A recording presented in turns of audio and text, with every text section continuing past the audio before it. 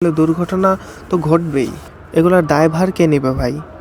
না, অটোওয়ালা এভাবে যদি হানিফ ফ্লাইওভারে এরকম ফ্লাইওভারের উপর দিয়ে চলাচল করে, এরকম স্বাধীনভাবে ঘোরাফেরা করে।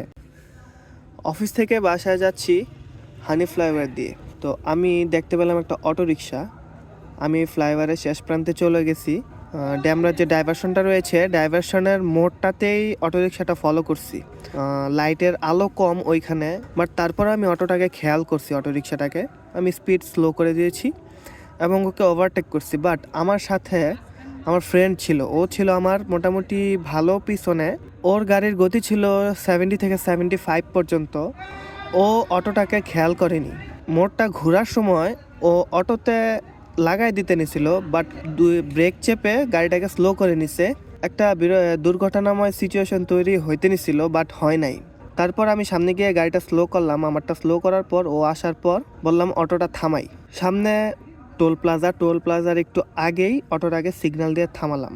ওকে জিজ্ঞেস করলাম যে কি সমস্যা ভাই, তুমি অটোরিকশা নিয়ে ফ্লাইওভারে উঠছো কেন, তোমাকে অনুমতি দিছে কে?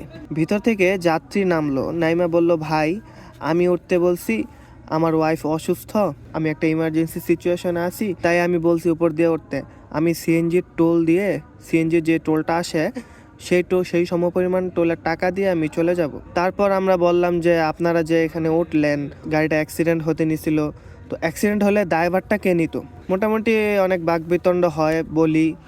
অবশেষে বলে যে আর নেক্সট টাইম এমন হবে না, অটোওয়ালাকে ছেড়ে দেন, অটোওয়ালার কোনো দোষ নাই। তো এই হলো ঘটনা। অটোওয়ালা এভাবে যদি হানিফ ফ্লাইওভারে এরকম ফ্লাইওভারের উপর দিয়ে চলাচল করে, এরকম স্বাধীনভাবে ঘোরাফেরা করে, একটা বিপদ হলে, একটা দুর্ঘটনা হলে কে সেটার দায়ভার নিবে?